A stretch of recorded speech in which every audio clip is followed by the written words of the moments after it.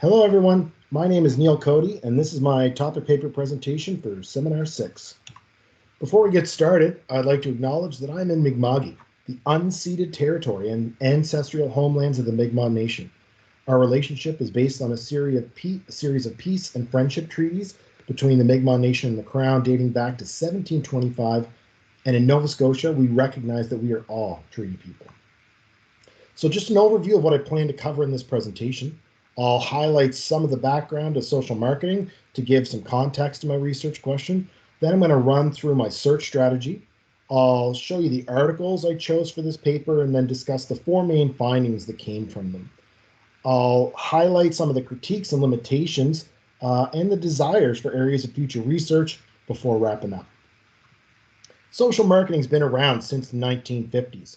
One of the most popular social marketing advertisements of all time dates back to 1970 with the Keep America Beautiful's Pollution Hurts All of Us commercial. Though the story behind the ad and the company itself has become a bit contentious through the years, the messaging was lasting and resonated with the viewers. I was born in the 80s and I can remember seeing the commercial while I was watching Saturday morning cartoons, and that was 15, 20 years after it first debuted. Social marketing uses the same fundamentals as typical marketing concepts in an attempt to influence behaviors that benefit individuals and communities for the greater social good. In September of 2029, the UN called on all sectors of society to mobilize for a decade of action to deliver on global and local sustainable development goals, or SDGs as they're referred to.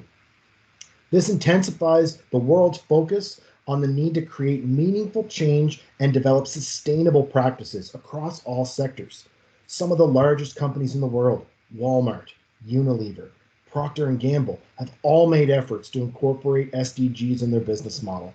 I think it's important to note the scope of SDGs, as it's incredibly vast, with a desire to see sweeping change in every walk of life. It speaks to poverty, hunger, health, education, clean water and energy, promotes equality and while reducing inequalities, responsible consumption, climate change, protecting all life while promoting peace and justice for all. This week, we looked at the role social marketing can play in helping to move the needle of change in these areas. Our readings highlighted some of the important social initiatives companies have taken, and if you're anything like me, I'm sure there were several teary moments when you watched P&G's The Talk or The Look commercials discussed in the Forbes article. Proponents of social marketing as a vessel to create and promote change have worked hard to prove its authenticity and legitimacy on the academic stage. Though social marketing has grown in both theory and practice, there's still several problem areas it deals with. I'm going to focus on 2 for the purpose of this paper. The first is that social marketing is still perceived as an educational or communication tool for creating awareness. At times, it's received by the intended audience as basically an informational touchpoint. In the Deshpande article, it even highlights in Asia and African countries, social marketing is perceived as a strategy that can only be used to promote contraceptives. The second problem I wanted to help address is around measurable metrics collected by social marketing. Deshpande again notes the social marketing fails to assess efficiency and suffers from poor outcome evaluation methods. The ultimate goal of social marketing is to influence the viewer so that they are intrinsically motivated to create long-term positive behavioral change. And intrinsic motivation and long-term behavior change, that's the crux here. One of the opportunities for potential growth is rooted in technology. Lack of engagement, measurable metrics, and technology, I think you know where I'm going with this, people. Gamification. Proper implementation of gamification could serve as a solution to both these challenges. Gamification is applying typical game elements such as badges, point scoring, leaderboards, competition with others to an activity that normally doesn't have these elements. Gamification is a tool used to encourage and sustain user engagement. So my research question from this paper was, does the use of gamification in social marketing increase desired behavioral change? My strategy, I conducted a methodological search using ACM Digital Library EBSCOhost, filtering with Academic Search Premier, Business Source Complete, and ERIC, the Educational Resource Information Center, and I also use Google Scholar. Articles from all three platforms were considered and assessed for their connection to the research question. The studies were filtered to only include recent English language, peer-reviewed research published since 2015. The three primary components of the search were built around gamification, social marketing, and behavior change. So smart text searching assisted in the results through EBSCO, but if I'm being honest, I totally forgot to include the quotation marks and the capitalization of the word "and" in my first search, so I got back like a million results. Take two was much better, but I didn't note it here. I corrected the mistakes, and the search result returned 11,700 articles from three platforms. The initial search led to a literature review for a related research question that presented several areas for consideration in the attempt to refine my search criteria that I found beneficial.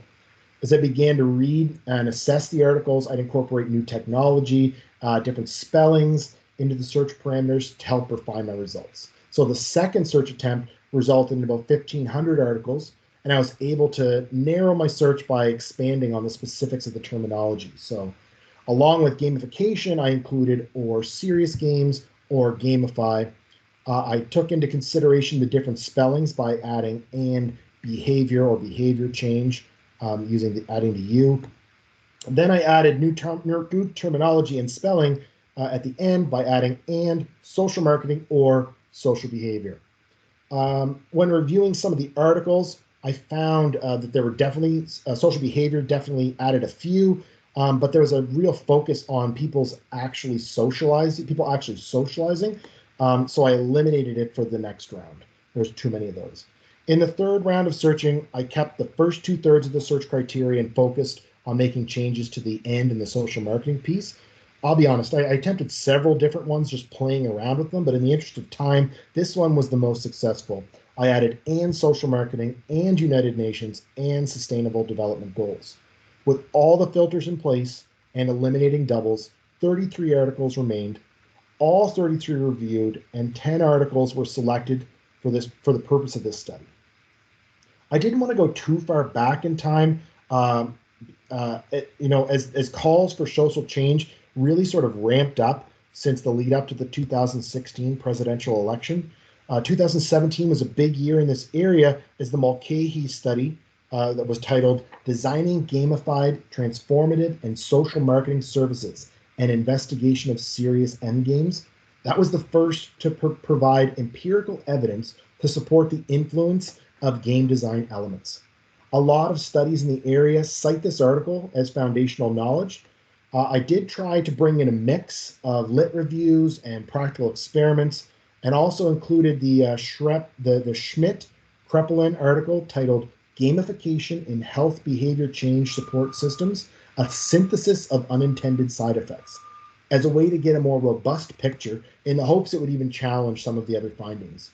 The Boroska and the Mulcahy articles in 2020 were also great because they outlined advanced gaming elements, which is really lacking in this area. These studies collectively shared similar positive views on the use of gamification as a tool for social marketing to increase desired behavioral change. And in fact, my first finding is that multiple studies showed the use of gamification as a social marketing tool increased desired behavior change. Every article spoke to this in some form or referenced these findings within themselves. This is the foundation for the research question, so I was very excited to see it presented across the board. The second finding was that multiple studies found the use of gamification as a social marketing tool increased user engagement and intrinsic motivation, which, as I mentioned earlier, are two of the desirable elements here. The first study by Mitchell in 2017 did not share these findings, but what I've sort of noticed was that the industry has grown, new variations of gamified applications are being incorporated, and it seems that studies are more able to make that claim now.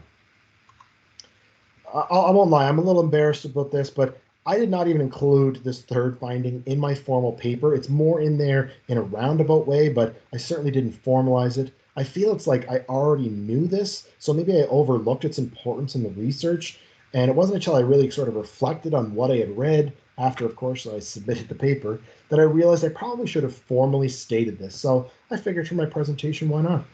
But gamification creates measurable empirical metrics for assessing efficiency and evaluating outcomes. Tons of the articles that I read, every single one of them referenced it in some way or another, that there were metrics produced that are usable data. In the case of the Mulcahy articles in 2017 and 2020, he was able to build off his initial research to advance all of our understanding. The fourth finding also is a critique and a limitation of gamification. I found that multiple studies stated that game design elements were lacking.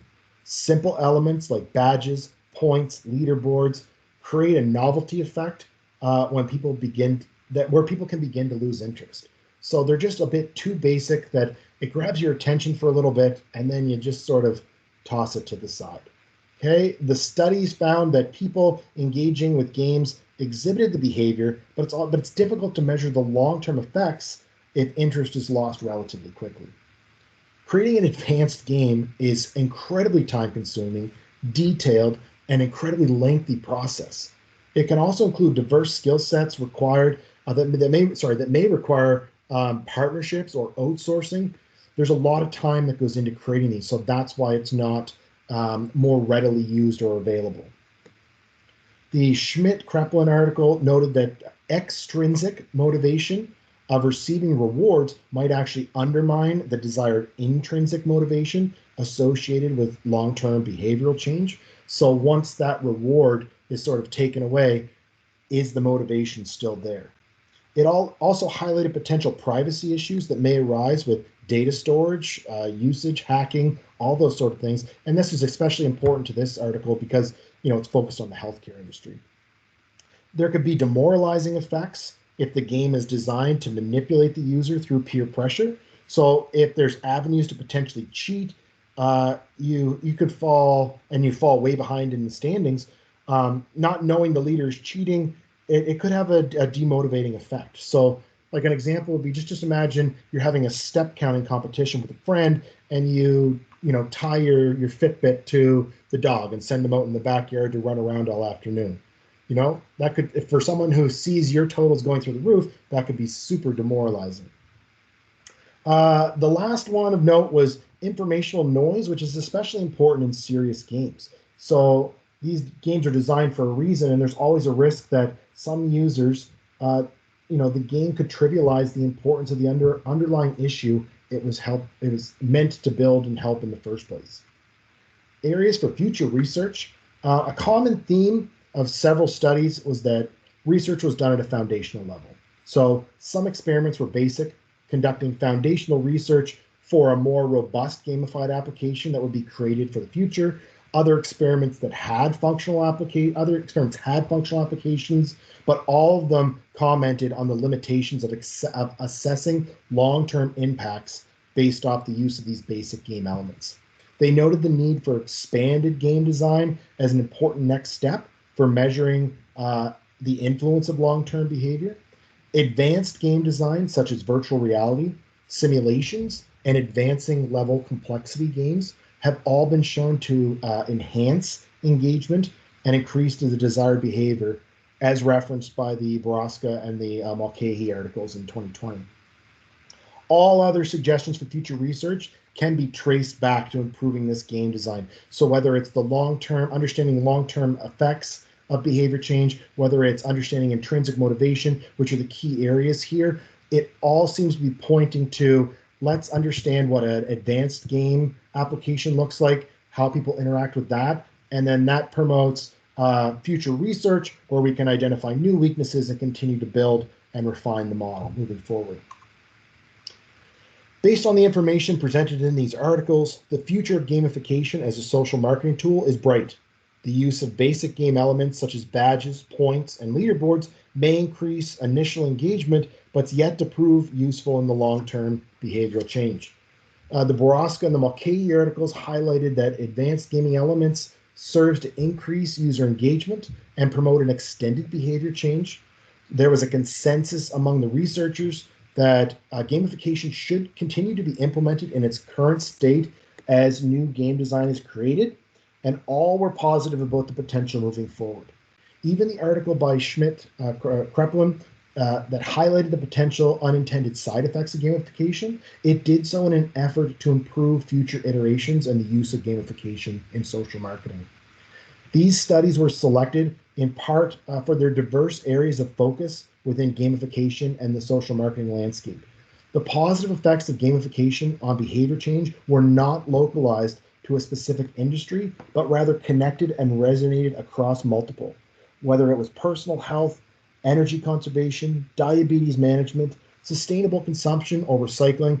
All these articles spoke to the pillars of the United Nations Sustainable Development Goals. And this displays the reach of gamification as well as the applicability to all social marketing initiatives. It shows that incorporating gamification into social marketing can elicit desired behavior change, and social marketers and organizations looking to break away from the educational awareness moniker and create measurable empirical metrics for assessing efficiency and evaluating outcomes should consider incorporating gamification techniques into their future business model. Thank you so much for listening. It was a pleasure. I'll see you all on the message boards.